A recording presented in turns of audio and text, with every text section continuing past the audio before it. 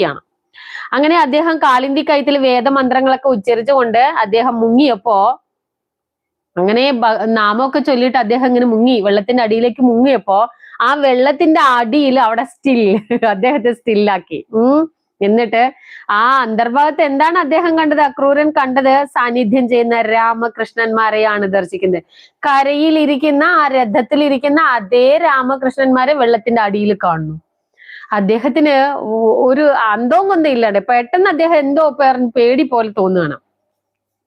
ആ വെള്ളത്തിന്റെ അടിയിൽ അന്തർഭാഗത്ത് രാമകൃഷ്ണന്മാരെ കാണുന്നു. തേരിലിരിക്കുന്ന ബാലന്മാർ ഇരുവരും എങ്ങനെയാണ് ഇവിടെ വന്നത്? അപ്പൊ അദ്ദേഹം ആലോചിക്കാണ്, ഞാൻ തേരിൽ അവിടെ ഇരുത്തിയ ആൾ എങ്ങനെ ഈ വെള്ളത്തിന്റെ അടിയിൽ വന്നത്? ഒരു പക്ഷെ ഇവര് ഇപ്പൊ തേരിൽ ഇല്ലെന്ന് വരുമോ? പെട്ടെന്ന് അദ്ദേഹത്തിന് തോന്നുന്നു, അയ്യോ ഇവര് ഇറങ്ങിയോ, തേരോടുകൂടെ ഇറങ്ങിയോ വെള്ളത്തിന്റെ ഉള്ളിലേക്ക് എന്ന് പറഞ്ഞിട്ട് പെട്ടെന്ന് അദ്ദേഹം മുകളിലേക്ക് വരികയാണ്. അക്രൂരൻ വെള്ളത്തിൽ നിന്ന് പൊങ്ങി വരികയാണ്. പൊങ്ങി വന്നിട്ട് ഇങ്ങനെ നോക്കുമ്പോ മരത്തിന്റെ ചോട്ടില് രഥം ഇരിക്കണോ, അവര് രണ്ടാളും സേഫായിട്ട് അവിടെ ഇരിക്കണോ. അങ്ങനെ ഒരു ഭാവം ഉണ്ടാക്കി കൊടുക്കും. എന്നിട്ട് പൊങ്ങി വന്നിട്ട് അവര് തേരിൽ തന്നെ ഉണ്ടോ എന്ന് ഉറപ്പ് വരുത്തിയിട്ട് വീണ്ടും അദ്ദേഹം വെള്ളത്തിന്റെ അടിയിലേക്ക് മുങ്ങും. അപ്പോഴും അവരെ വെള്ളത്തിലും കാണപ്പെടുന്നു. അപ്പൊ വീണ്ടും